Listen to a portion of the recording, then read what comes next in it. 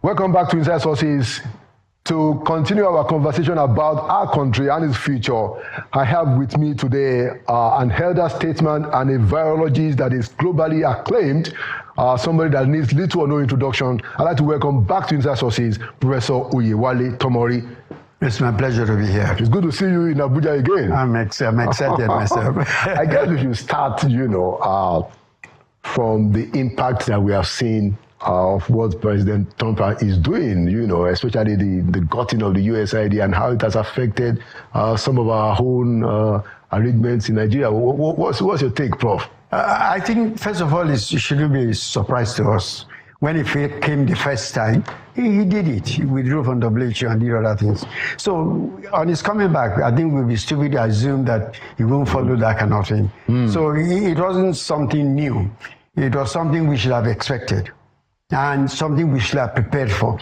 That we didn't. I'm really surprised. Oh, wow. But again, my country has a few areas. The Ministry of Health suddenly came up with $200 million, to match the shortfall of that thing.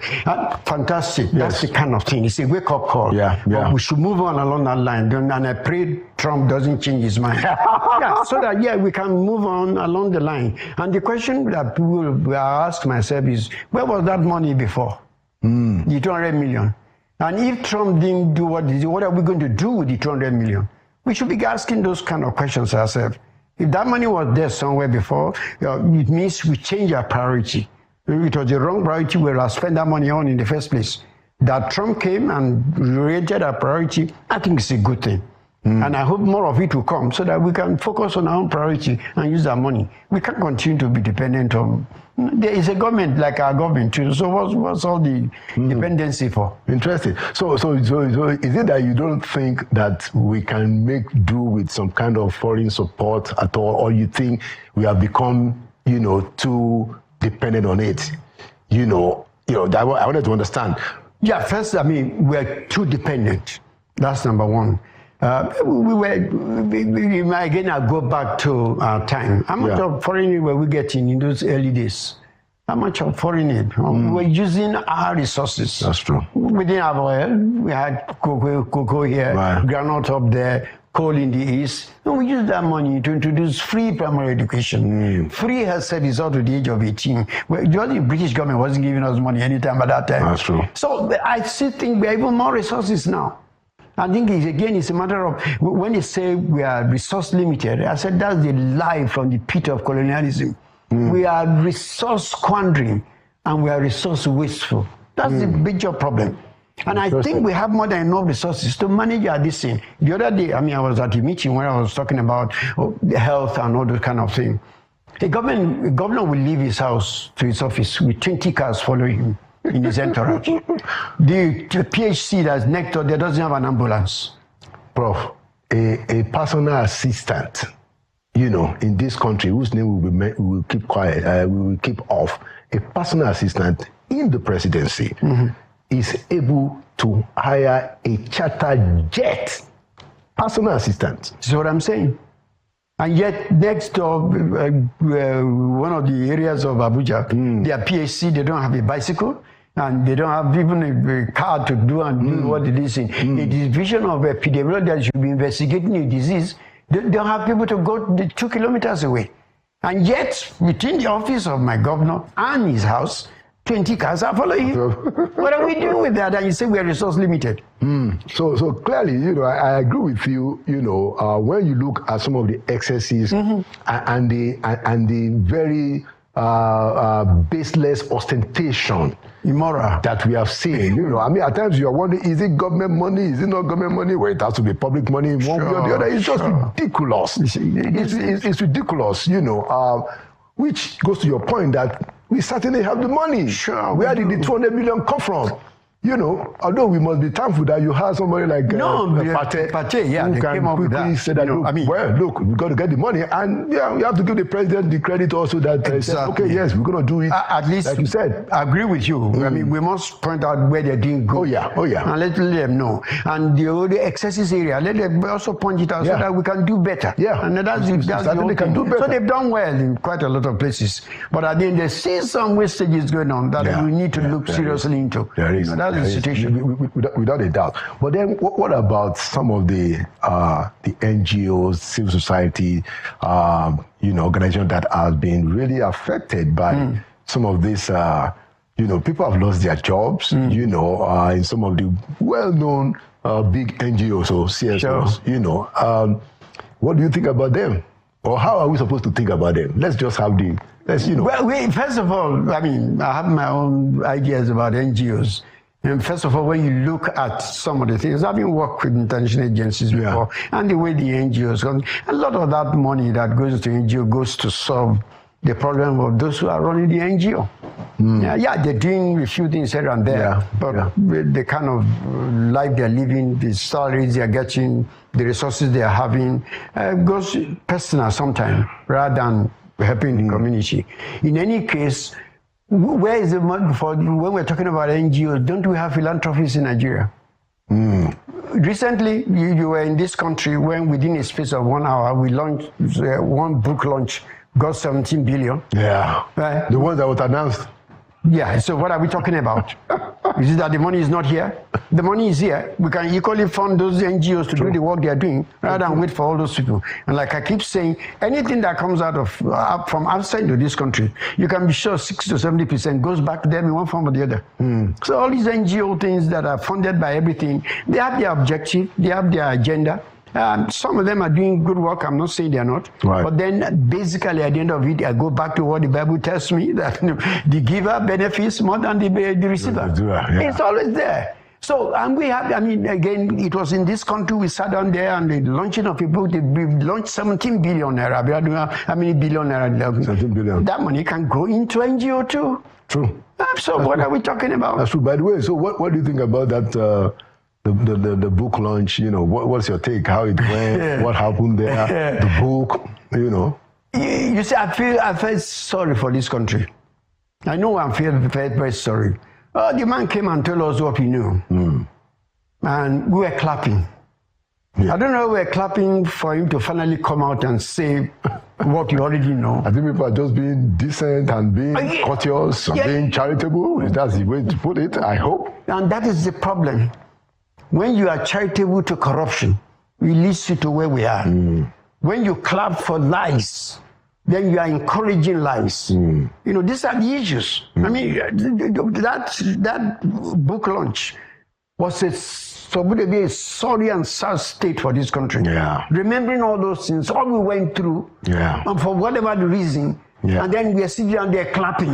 What really bothered me, just to back up all the said is that, I think that we have to give a little bit of space for people, the elites, to do backslapping. It doesn't look very well, but you can still tolerate it. But what I think is intolerable, Prof, is that not a single mention of the people who lost their lives. Not one, MK Abiola, his wife Kudirat, Alfred Rewane, even Franco Kori, who died. And countless. Nobody said anything about it. It was just as if, all these big Nigerians, these top elites, they were just having fun. Now, I like I said, I think you have to give a little bit of fun. But what really breaks my heart is that not a word. You see, one of the things that we got to, I keep talking about, I'm not ready to die for this Nigeria. There's a difference. I'm not talking about Nigeria. This Nigeria as it is. Nobody should die for this country at this stage. There was a time when Nigeria gave us everything and we should be ready to die for it. But the Nigeria we have today is not something you want to die for. It's something we should live for and make noise about so that it can be better. Your death contributes nothing. I mean, you saw what happens. Who remember those who died for the sake of the country? during that book launch? How many people? No. Yeah. Yeah. So I pray God gives each of us life to live, to keep saying it, so that this country can be as better than what it was before. Yeah. That is the essence of being a Nigerian, not dying for decadence. No. Well, I mean, hopefully we will keep talking about it, you know, and that's the power of the spoken word, and that was why, you know, what happened on that day, you know, it was quite something that quite a lot of people have been saying that, you know, it wasn't. It didn't do in good taste at all. No, you know, no. Nobody said anything about Abiola, his wife, and then can't look. There was a time when, you know, after the annulment of June 12th, yes, that Abacha, you know, was driving from the airport, you know, to his base, you know, and they were shooting all the way from the airport to the base, and I think somewhere in Vihai. Okay, you know, because they are protesting. They were shooting all the way, you know, and people died. And then now we are being told the story, and then we have no money. But let's move along, guys. The other thing I wanted to talk about. So, I mean, I wanted to talk about the healthcare system in our country. I think we have to give credit again to Dr. Patel for getting the president to say that, look, if you have a cesarean operation, federal government will pay. I think they have even gone to the point now of identifying some of the health centers, the hospitals where those services will be available for free. I think last week they also announced that 80% of dialysis, you know. But what is stopping us from going the whole hog of universal health insurance? Or what do you think about? What's your take? First of all, I think we have to say that the health situation in Nigeria before now was in total disarray. Yeah. And we must commend the current administration. And you know, although a lot of things I don't like what they're doing, but on this issue, you know, and with the minister party there and the team that is setting up, right? You know, we are seeing evidence that we're sure that one should be proud of this country. Yeah, somebody that has a vision. Yeah, exactly. You are telling us that it is possible. That what party's group are doing. Yeah, good things are possible, and you're doing it. Yeah. And the question is, where was the money before? That we can find it is evidence that, you know, if we think and reorient our priorities, we will get to this thing. This is a first step. And sometimes we're too eager to see good change immediately. But these have been years of decadence. Yeah. So the thing to pray is that they sustain what they're doing. I mean, this current Minister of Health sustains what he's doing, not only in the area of what he and in other areas that also need attention. But we give him the credit. And also giving us for the patient, for the people, to see that this is a long-standing problem. Right. And therefore, he has to pick it one by one as he's doing. And I think this is a message. I mean, at the meeting yesterday when I mentioned it, I actually raised this issue that 2 weeks or less before Trump's this thing, our government came out and said, we have $200 million, you know, to take care of this. I said, you are making me proud of being a country Nigerian. And that's the kind of thing. We need to encourage them to keep doing that. That money is somewhere there. That money is available. Use it right. That's what we're asking for the people, not for the leaders who are squandering the money as they're doing. But what do you think about universal health coverage in Nigeria? You know, it's like I said, it's a step-by-step thing. Even some of the things we did about yesterday was also to everything, when you integrate all of the different aspects of health and bring the community into it, you know, you eventually reach that level.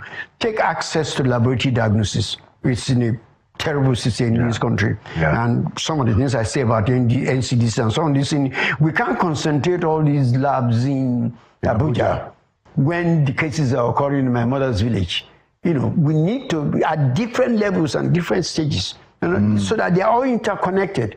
It's not one massive King Kong the type of thing that you have. Yeah, where people have to travel several hours. Exactly. You know, for me, and we were doing it before. I mean, let's be frank. States were taking care of their own health in those days. Local governments were doing it. They had departments of PD at the local government level. They would go out there and investigate. They had, even if it was bicycle, they were riding within their distance. They were going there. When a case occurs, instead of being a sporadic case, they quickly look into it. They connect the next stage. You know, they don't have the facilities. They go to the next stage. The next stage goes, and within a space of week, we need that thing in the board. And so we are dealing with only sporadic cases. We're not talking of pandemic. And we have the resources to do that. We don't have the resources to do pandemic. So why don't you put that money, create that, and name the environment? People talk about capacity building. We've been building capacity since I was born, but we're not retaining the capacity by not creating the environment for that capacity to remain. And now we're talking about brain drain. Yeah, well, of course it will drain. The only reason I keep saying, well, my generation at least stayed, the environment was there to make it conducive for us to practice what we learned. It's not the same today. So how can we turn around the brain drain? How can we reverse it? It boils down to what we're saying. Identify your problem. And look at this. Look at the amount of resources you have. How can you best make use of it? People talk about people going to diaspora, or diaspora should come back. And I said, why should diaspora come back? What drove diaspora away in the first place? Because the environment was not conducive for him to stay. Has the environment improved? No, it has gotten worse. So why would diaspora come back? So we are tackling the thing at the bottom. The root cause is the fact that issues of security, issues of the fact that power, electricity, all those things, put them in place. We have the resources. How much money have we spent on power since the time of Obasanjo and all those things? Add all that money together, we will like the whole of Africa. And we don't even have the power. Exactly. So those are the things we should focus our attention on. Make the environment conducive for people to live and practice what they know. Then you are retaining them. And that's the basic thing that we should be looking at. Not capacity building. What are you building? Where are they going to be when you don't provide them with the resources to function? To function. Interesting. So now that we have, the federal government trying to say that, okay, look, we'll pay for all the cesarean operation, we pay 80% of the dialysis treatment. What are the governors doing, Prof? What are the governors doing in the state? What is their own? Healthcare is a concurrent issue. There's nothing that stops. State governments are supposed to run what they call state hospitals. So what will you say to them? How come they are not? We are not seeing this kind of proactive action at the state level. You see, what we're saying to our government, our federal government, we should say more to our state government. Because they are closer to the people. The local government, of course, the local government system in Nigeria has collapsed. And part of the result is because of the state governors. If we get back and decentralize this and bring these facilities next to the people, then of course we will they come to Abuja regularly to collect whatever, but nobody even monitors what they do with the money. Yeah, the president was telling them a few days ago that, look, you guys, you are collecting double, triple. Exactly. They were telling the governors, and the report was that they were also clapping when the president was doing that.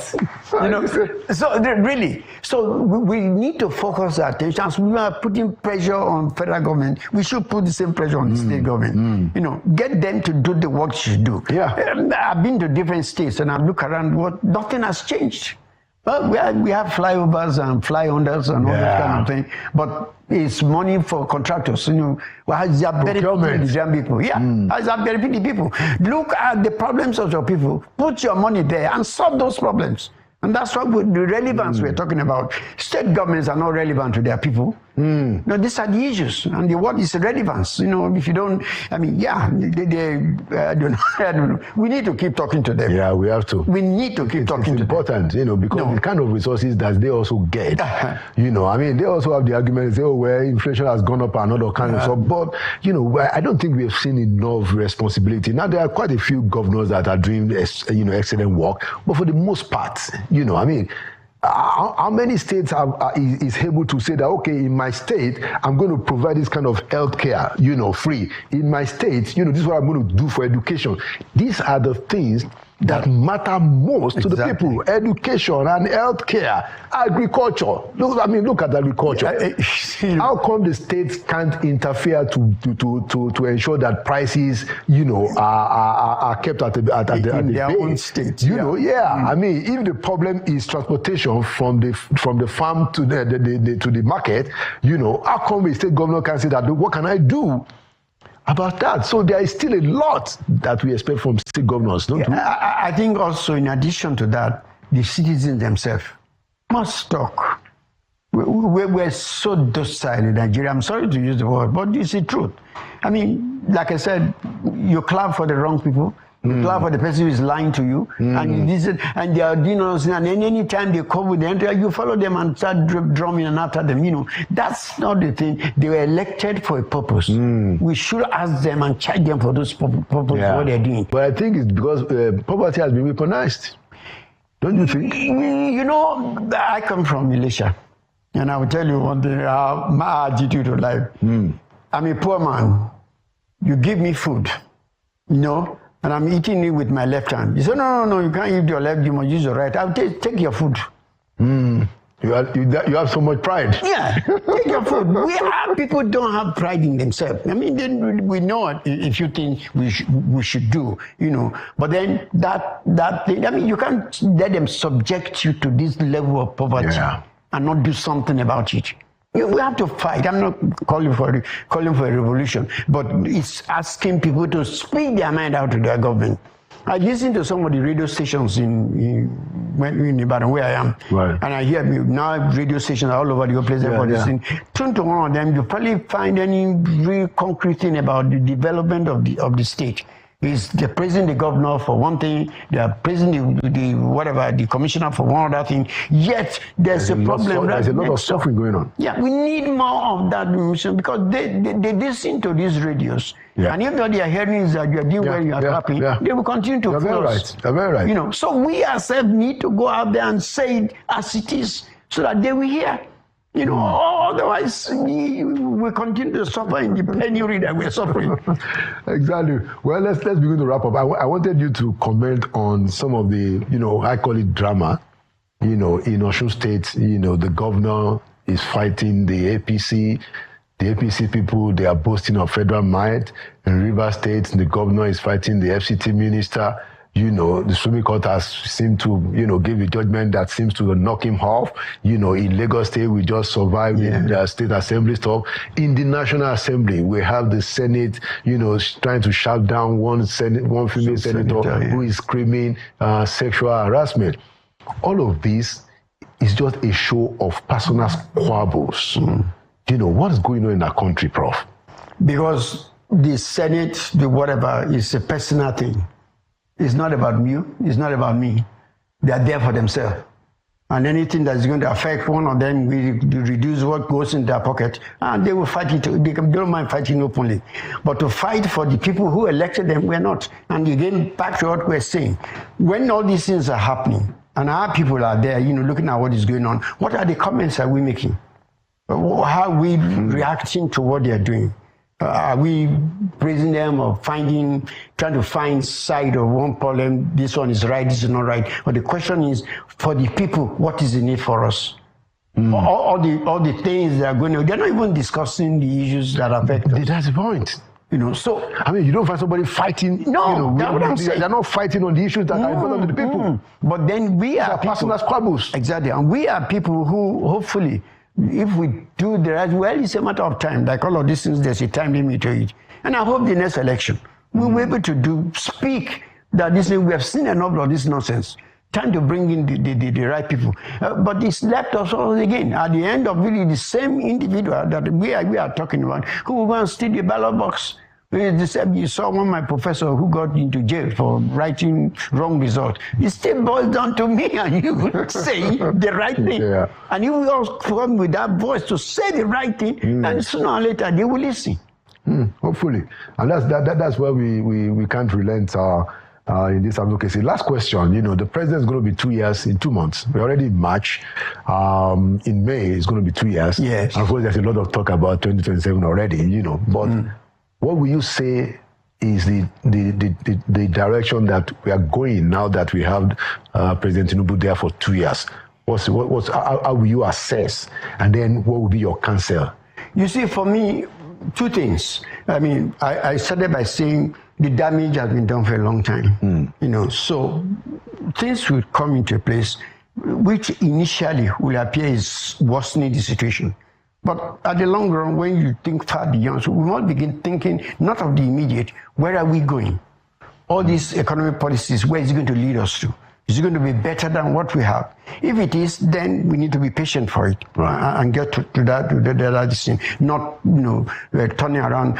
Like we started, there are sports like measles sports of good things they are doing in the body of this thing. We must let those things continue to go on and improve upon them rather than just, this government is not this government is not that. And again, I keep saying it's easy to destroy. Yeah. But it takes a long time to rebuild. Certainly. It's difficult to tell Nigerians to say, be patient, be patient. We've been patient a longer time. But then I hope the government people are also listening that there's also a time limit to patience. True. You have to, people will begin to see the effect of what you're doing and making a change in their life, for positive change in their life. When we get that, people, this government will get the support, or any government that does that right thing will get the support of the people. But if you tell me to be patient, I'm patient. And when you ask me to be patient, I have all black hair. Now I'm gray hair. You're still telling me to be patient. Then I will have to say, what else is there to wait for? So each side, there's need for patience, but also they need to accelerate certain things so that people can see the effect. Do you think, just on that point as we close, do you think that we are in that situation where the country was in 2013, 2014, where there was a rallying of opposition against the incumbent government? Because we see a lot of stuff. Because I know that you also follow political events very well. You even write about. You used to write, a column in the Guardian. I remember. So a lot of this is happening. You have politicians are moving to a new party. They are saying that we are going to come together, to try to knock out the incumbent. Do you think that we are at that point? What was your sense that we were in 2014? Where there was actually almost a national clamor, for change. Do you think we're in that place or we're in a different place? How do you read this, Prof? I just want to tap from your... Okay, for me, I look around. The important thing is the motive of each of these people who are looking for. Are they coming there to take back power for themselves? Or are they going in because they want to do something good for the country? That's my point too. Yeah, we had that thing. We assumed when it came up in 2014 that it's going to be this. We know better now. Exactly. So that's why, it boils down to see who are these people? What are they ganging for? Is it for themselves or for this thing? My prayer is that they're ganging up for the good of the country. If that be the case, I pray for success for them. Because it is important, and like I always say, any government that comes in, our prayer should be for that government to succeed. Because if it fails, I'm the one that will suffer. Yeah. So even if I don't like the man that is there, and I pray for him to succeed because it will be a better thing for him. So if this ganging up, as you said, is going to be for the good of the country, I pray for them, let this country. We need a change in this country, not the kind of things we are seeing. As I said, this government may be making steps in the right direction, but could they sustain it? Do we need new people to come in and bring in new business? This is the dilemma of our country. Interesting. Thank you so much. My pleasure. Prof, for your very forthright comments. And thank you for your continuous service. It's good to know that, they are tapping from your wisdom, even now that you are looking younger and younger. Glory be to God. Exactly. And thank you for coming to Inside Sources. My pleasure, sir. Thank you so much. Thanks so much.